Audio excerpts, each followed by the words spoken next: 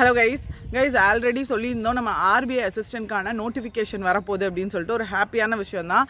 So என்ன அப்படின்னு பார்த்தீங்கன்னா ஆல்ரெடி வந்து நம்ம அப்கமிங் எக்ஸாம் டேட்ஸ்லாம் போட்டிருப்போம். ஸோ ரிலையபிள் சோர்ஸ் அப்படின்னா நம்மளுக்கு பொறுத்த வரைக்கும் ஆகாஷ் ஜாதவ் சார் தான் கரெக்டாக வந்து ப்ரெடிக்ட் பண்ணுவார், அதே மாதிரியே இருக்கும். ஸோ இப்போ பார்த்தீங்க அப்படின்னா ஆர்பிஐ எக்ஸாமுக்கான நோட்டிஃபிகேஷன் வித்தின் ஒரு 5 டேஸ்க்குள்ளே வரப்போகுது. மேக்ஸிமம் இந்த வீக்கெண்ட் இல்லை அப்படின்னா அடுத்த வீக் மண்டே டியூஸ்டேக்குள்ளே வந்து வந்துடும் அப்படின்ற மாதிரி சொல்லியிருக்காங்க. ஸோ கண்டிப்பாக ஆர்பிஐ அசிஸ்டன்ட் மிஞ்சி போனால் ஒரு 5 to 6 டேஸ்க்குள்ளே வரப்போகுது. ஸோ இந்த மெயினாக இந்த விஷயத்தை நான் கொண்டு வந்ததுக்கான ரீசன் பார்த்தீங்கன்னா எல்ஐசி ஏஓ நிறைய பேர் அப்ளை பண்ணல, ஏன்னா வந்து 300 சீட் தான் இருக்குது அப்படின்னு சொல்லிட்டு நிறைய பேர் அது ஒரு ஆசோலேஷனில் இருந்தாங்க. அண்ட் எல்ஐசி ஏடிஓ பொறுத்த வரைக்கும் நிறைய பேர் அப்ளை பண்ணியிருக்காங்க. பட் இருந்தாலும் பார்த்தீங்க அப்படின்னா அது ஒரு கொஞ்சம் லாஸ்ட் ப்ரையாரிட்டியாக வைப்போம் அப்படின்ற மாதிரி சொல்லியிருக்காங்க. ஸோ அதுவும் ஒரு சில பேர் அப்ளை பண்ணாமையும் இருக்காங்க. என்ன அப்படின்னா இந்த ஒரு பீரியட் வந்து ஸோ எல்ஐசி அதுவும் ஒரு 2 இதுவும் வந்து பார்த்திங்க அப்படின்னா மேக்ஸிமம் கொஞ்சம் பேர் அப்ளை பண்ணியிருக்காங்க, கொஞ்சம் பேர் அப்ளை பண்ணல. அண்ட் அந்த அப்ளை பண்ணாதவங்களுக்கு பார்த்தீங்கன்னா கண்டிப்பாக ஒரு பக்கம் என்னடா அடுத்து எப்படா எக்ஸாம் வரும் அப்படின்ற மாதிரியே ஒரு யோசனையில் இருப்பாங்க. அது மட்டும் இல்லாமல் எக்ஸாம் ப்ரிப்பரேஷன் பார்த்திங்க அப்படின்னா கொஞ்சம் அப்படியே டைல்யூட் ஆன மாதிரி வந்து நிறைய பேர்கிட்ட இருக்குது. தயவு செஞ்சு ஆர்பிஐ அசிஸ்டன்ட் நோட்டிஃபிகேஷன் வரப்போது வித்தின் 5 to 6 டேஸ் கண்டிப்பாக வந்து வந்துடும். ஸோ மறக்காமல் பார்த்தீங்க அப்படின்னா உங்களுடைய ப்ரிப்பரேஷனை கொஞ்சம் நீங்கள் டைல்யூட் பண்ணி வச்சுருந்தீங்கனாலும் திருப்பி ஸ்டார்ட் பண்ணி விடுங்கள்.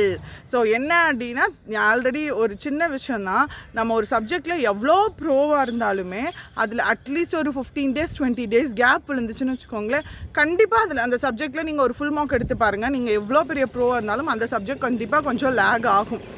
இது நீங்கள் வந்து ட்ரை பண்ணி நிறைய பேருக்கு வந்து அது எக்ஸ்பீரியன்ஸ் பண்ணிடுவோம். திடீர்னு ஏதாவது ஊருக்கு போயிடுவோம், திடீர்னு வந்து உடம்பு முடியாமல் போயிருக்கும். ஒரு 1 month அப்புறம் எடுத்து இப்போ நான் ரீசனிங் வந்து பயங்கரமாக நான் பசில்லாம் சூப்பராக சால்வ் பண்ணுவேன் அப்படின்னா ஒரு 1 month அப்புறம் எடுத்திங்கன்னா அந்த பசில் சால்வ் பண்ணுவீங்க. ஆனால் முன்னாடி அது 2 minutes சால்வ் பண்ணியிருப்பீங்க. அப்புறமா அந்த 1 month அப்புறம் பார்த்தீங்கன்னா ஒரு 4.5 minutes எடுத்திருக்கும். ஸோ அதனால் எந்த ஒரு முக்கியமாக பார்த்தீங்க அப்படின்னா இங்கிலீஷ் பொறுத்த வரைக்கும் எல்ஐசிக்கு வந்து குவாலிஃபைங் மார்க்னால அப்படின்ற மாதிரி விடாதீங்க. ஏன்னா அந்த குவாலிஃபைங் மார்க் எடுத்தீங்க அப்படின்னாதே அடுத்தது பார்த்தீங்க அப்படின்னா இவாலுவேட்டே பண்ணுவாங்க. ஸோ அதனால் அது வந்து மிஸ் பண்ணிடாதீங்க. அது மட்டும் இல்லாமல் ஆர்பிஐ அசிஸ்டண்ட்லாம் இங்கிலீஷ் வந்து கன்சிடர் பண்ணுவாங்க மார்க்ஸ். அதனால் இங்கிலீஷை வந்து நீங்கள் ஒரு எப்படி சொல்கிறது செகண்ட் ப்ரையாரிட்டியாக வைக்காதீங்க. இங்கிலீஷுன்னு மட்டும் கிடையாது, எந்த சப்ஜெக்ட்னாலும் அதில் நான் வெல்வர்ஸ்டாக இருந்தாலுமே அதில் டெய்லி ப்ராக்டிஸ் தேவை. ஸோ அதையும் மெயினாக சொல்லணும்னு வந்தேன். அதே மாதிரி உங்களுடைய ப்ரிப்பரேஷன் கொஞ்சம் டைல்யூட் ஆன மாதிரி இருந்துச்சு அப்படின்னா ஆர்பிஐ அசிஸ்டன்ட் நோட்டிஃபிகேஷன் வரப்போகுது. ஸோ அதனால் ப்ரிப்பரேஷனை நல்லா சூப்பராக வந்து இன்னும் ஃபாஸ்டன் பண்ணிடுங்க.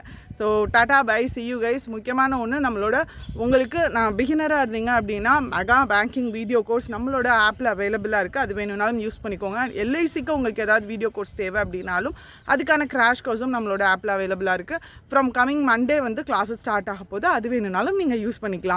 So tata bye see you guys. கண்டிப்பாக ஒரு 5 to 6 டேஸில் ஆர்பிஐ நோட்டிஃபிகேஷன் வரப்போகுது. ஸோ மறக்காமல் படிக்க ஆரம்பிச்சிருங்க. Tata bye see you.